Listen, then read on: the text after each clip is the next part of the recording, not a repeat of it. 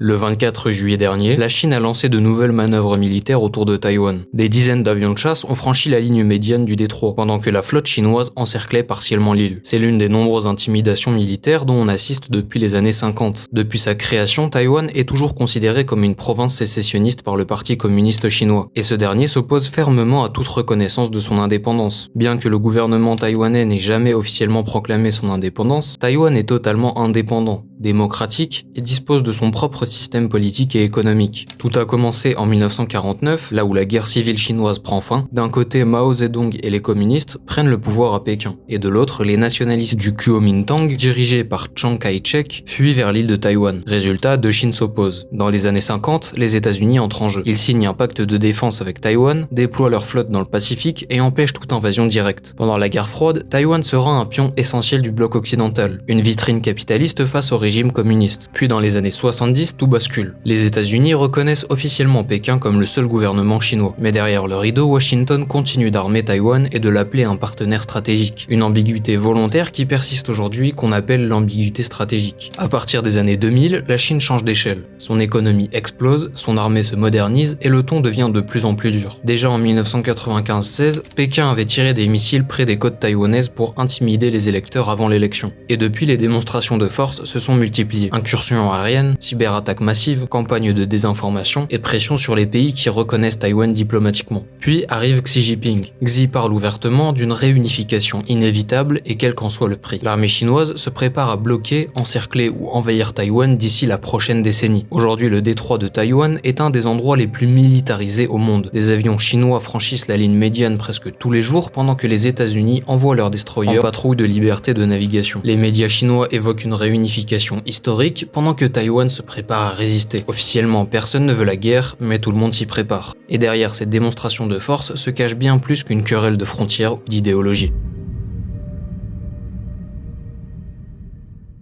Les États-Unis ont fait de Taïwan un allié prioritaire, quitte à provoquer la colère de Pékin. Mais pourquoi Trump est-il prêt à tout pour défendre cette petite île au large de la Chine? Des conseillers militaires américains sont présents sur place depuis des années, les ventes d'armes s'élèvent à plus de 70 milliards de dollars depuis les années 90 et les États-Unis soutiendront Taïwan. Cette phrase, Joe Biden l'a répétée 4 fois depuis 2021. Et à chaque fois, la Maison-Blanche a dû préciser après coup. Non, il ne voulait pas dire une intervention militaire directe. Ambigu, n'est-ce pas? En 2023, le Congrès américain a même voté un plan d'aide militaire directe à Taïwan, une première historique, et tout ça sans jamais prononcer le mot alliance. Les États-Unis reconnaissent Pékin comme le seul gouvernement chinois, mais s'engagent à aider Taïwan à se défendre. Cette stratégie a permis d'éviter un conflit pendant des décennies, et aujourd'hui elle devient de plus en plus instable. Bon, il est temps de rentrer dans le vif du sujet. Pourquoi les États-Unis ne veulent-ils pas laisser Taïwan à la Chine?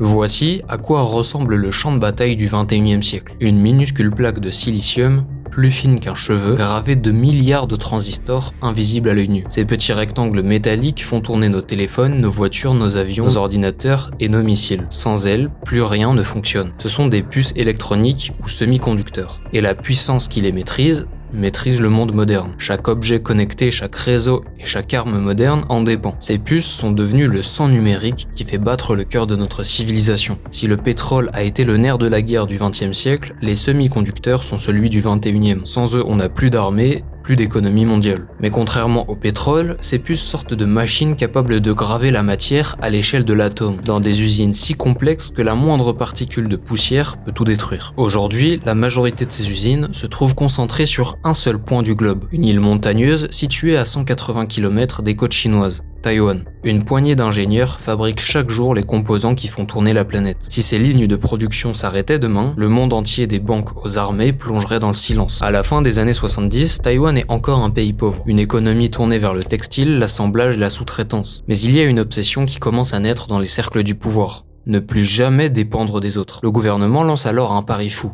Créer une industrie technologique nationale dans un pays qui n'a ni pétrole, ni minerais, ni géant industriel, juste une population éduquée, disciplinée et un goût prononcé pour l'ingénierie. Et dans les années 80, un homme va tout changer. Maurice Chang. Ancien ingénieur chez Texas Instruments, il rentre à Taïwan avec une idée révolutionnaire. Au lieu de vouloir tout faire, concevoir et fabriquer les puces, il propose de se concentrer uniquement sur la fabrication. C'est la naissance de TSMC 7 ans plus tard, la première entreprise au monde à se consacrer exclusivement à la production pour les autres. Les Américains conçoivent leurs puces et Taïwan les fabrique. Résultat, les entreprises de la Silicon Valley peuvent se concentrer sur l'innovation pendant que TSMC perfectionne année après année l'art de la production. Une division du travail d'une efficacité redoutable qui allait bientôt rendre tout le monde dépendant de cette petite île. Pendant que le reste du monde délocalise ou se désintéresse de la fabrication, Taïwan investit massivement dans la précision. TSMC mise tout sur la miniaturisation, la pureté des matériaux et la maîtrise absolue de la chaîne de production. Chaque génération de puces devient plus fine, plus rapide, plus dense. Et chaque fois que les concurrents pensent pouvoir rattraper TSMC, elle a déjà une génération d'avance. Dans les années 2000, Apple, Nvidia, AMD, Qualcomm et tous les géants américains font fabriquer leurs processeurs chez TSMC. Parce que personne d'autre ne peut le faire avec la même précision ni à cette échelle industrielle. En 2020, TSMC produit plus de 90% des puces les plus avancées du monde, celles de 3 nanomètres. Et si on regarde l'ensemble du marché des semi-conducteurs toutes gammes confondues, TSMC représente plus de 60% de la production mondiale. Ce monopole s'explique aussi par la complexité de la production. Les machines viennent d'Europe, les logiciels viennent des États-Unis, les gaz ultra purs du Japon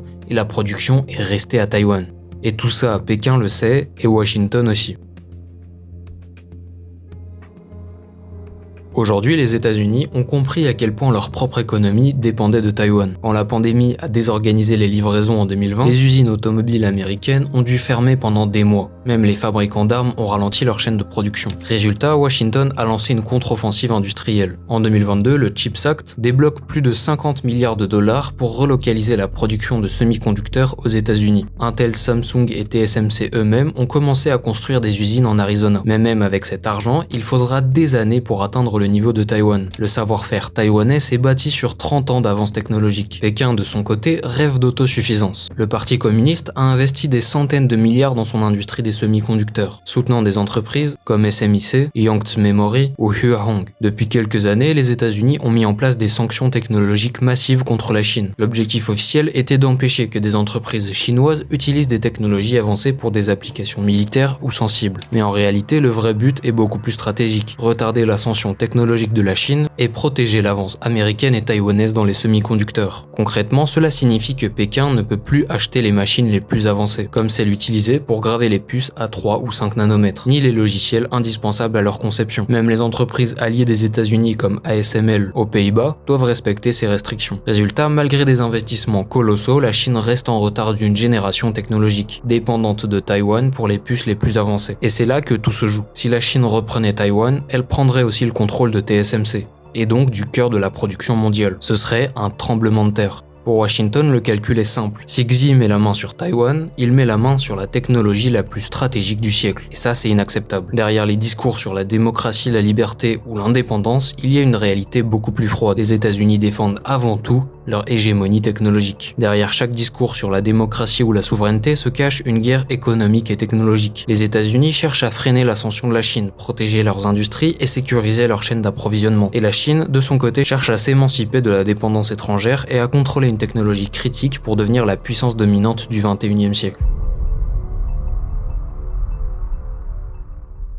Si on regarde ce conflit de loin, il semble parler de territoire, de drapeau, de souveraineté. Mais en réalité, c'est une leçon sur le pouvoir dans le monde. Les États-Unis défendent Taïwan, mais pas uniquement pour la démocratie. La Chine revendique l'île, mais pas uniquement pour le nationalisme. Derrière chaque geste, chaque déclaration, chaque missile ou chaque sanction, il y a un intérêt stratégique, un calcul de puissance. Le conflit Taïwan-Chine montre à quel point le monde est connecté et fragile. Une perturbation dans un coin du globe peut résonner partout. La puissance ne se mesure plus uniquement à la taille des armées ou au territoire, mais à la capacité à contrôler les flux, les technologies et les ressources critiques. Ce conflit n'est pas seulement militaire ou économique, c'est aussi une guerre de l'information. La majorité des médias occidentaux présentent le conflit comme une lutte démocratique contre l'autoritarisme et le communisme, mais rarement comme une bataille pour la suprématie technologique. Parce que l'Occident, et en particulier les États-Unis, ont intérêt à protéger Taïwan. En mettant en avant les aspects moraux du conflit, les médias servent indirectement ces intérêts, tout en modélant l'opinion publique. Pensez aux sanctions sur les puces. Les médias occidentaux occidentaux les présentent comme un moyen de protéger la sécurité nationale ou de freiner la menace. Mais derrière, ces mesures servent à maintenir l'hégémonie technologique occidentale. Très peu de médias expliquent comment les multinationales et les banques influencent réellement ces décisions. Ce que nous lisons et regardons n'est qu'une partie de l'histoire, soigneusement orientée pour soutenir certains intérêts. Et dans ce contexte, la Chine rappelle bizarrement un autre pays désigné aussi comme une menace. Mais c'est un autre sujet à aborder prochainement.